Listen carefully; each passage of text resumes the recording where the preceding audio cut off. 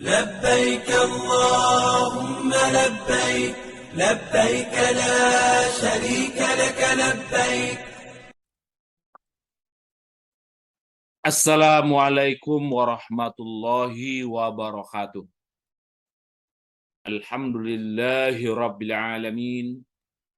Wa bihi nasta'in ala umuri dunya waddin. Asyhadu an la ilaha illallah. Wa asyhadu anna muhammadan abduhu wa rasuluh. Sallallahu alaihi wasallam. La nabiyya ba'dah. Qala Allah ta'ala fil Qur'anil karim. A'udzu billahi minasy syaithanir rajim. Bismillahirrahmanirrahim. Wa atimmul hajja wal umrata lillah. Sempurnakanlah olehmu haji dan umrah karena Allah. Hal ini mari kita bersyukur pada Allah Subhanahu wa taala, di mana setiap kita umat Islam ada panggilan untuk menunaikan haji ke Baitullah, dan begitu pula untuk melaksanakan umrah bagi orang yang punya kemampuan dan punya kesanggupan. Walillahi 'alan nasi hijjul baiti man istata'a ilaihi sabila.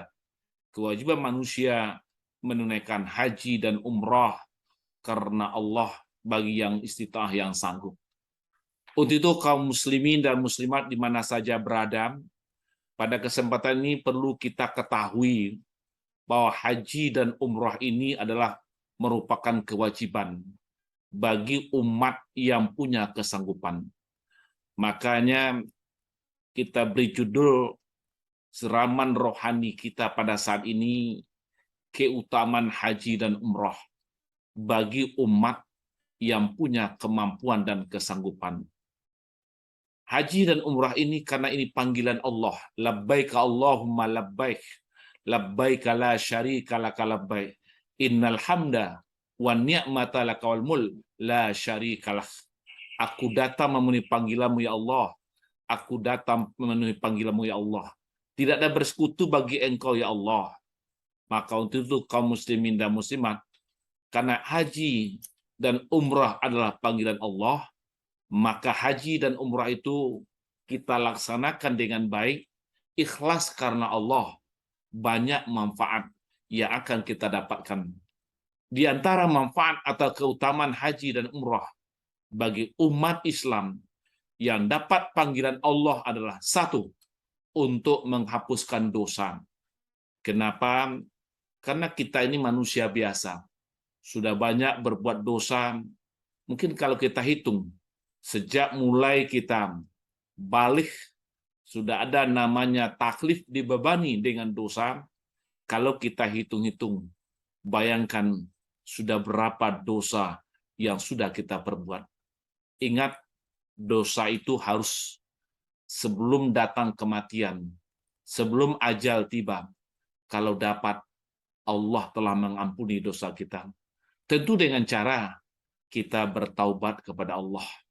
Di samping bertaubat, bagi Bapak Ibu yang punya kemampuan untuk melaksanakan haji dan umrah, manfaatnya dosa yang sudah kita perbuat akan diampuni oleh Allah Subhanahu wa taala.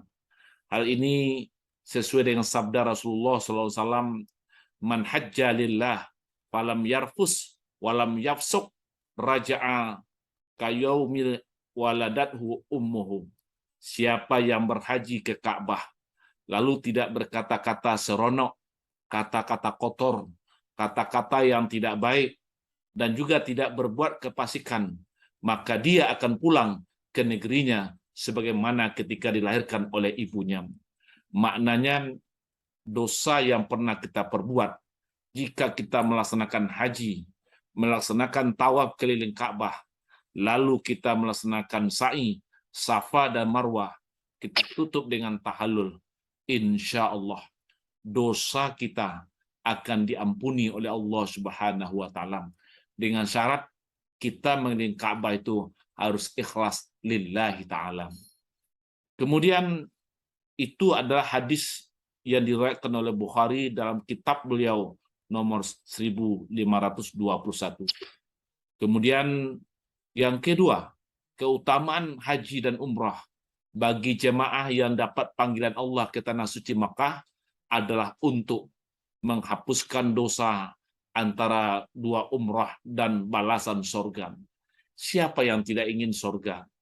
Apalagi kalau kita laksanakan haji dan umrah itu mabrur. Al-hajjul mabrur. Laisa lahu jaza illal jannah. Haji mabrur itu tidak ada baginya balasan kecuali sorga.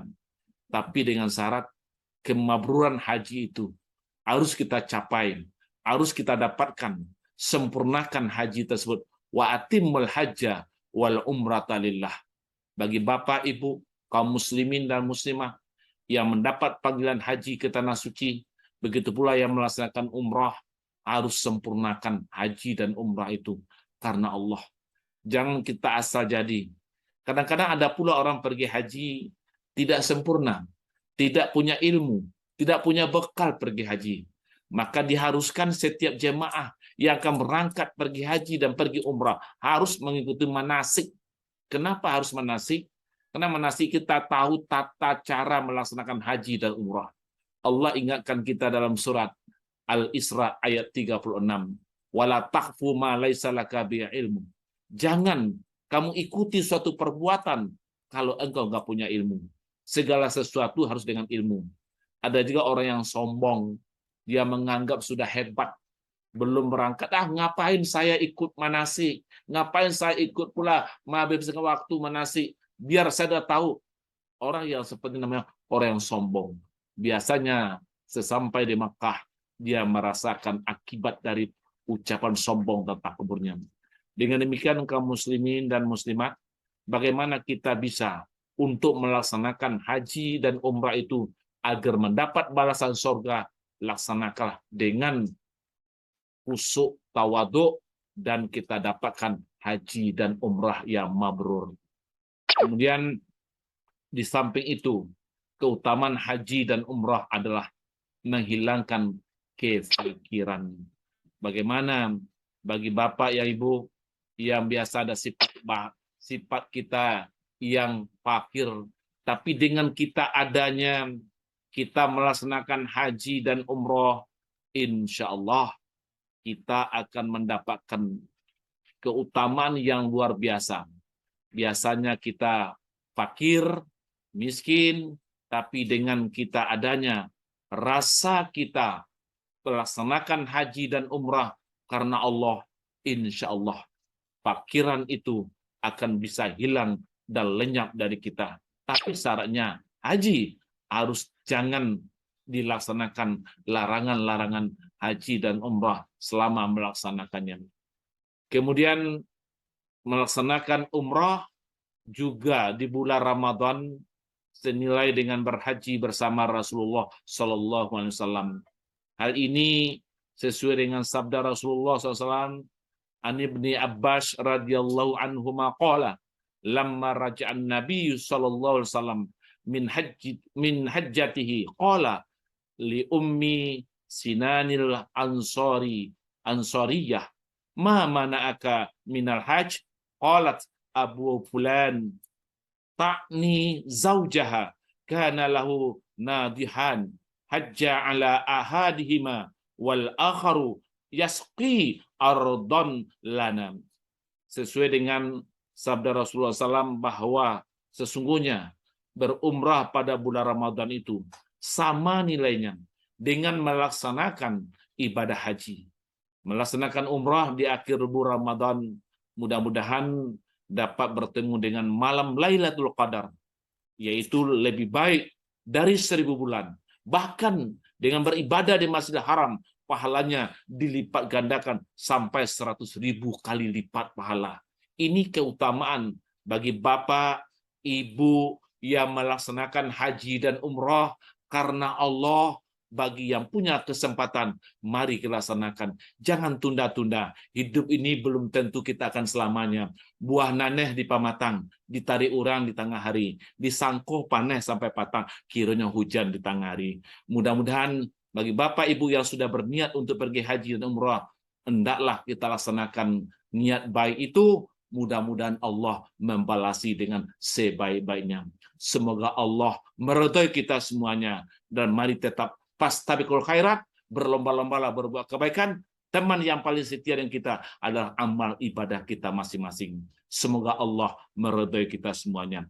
Wabillahi taufiq wal hidayah. Wassalamualaikum warahmatullahi wabarakatuh.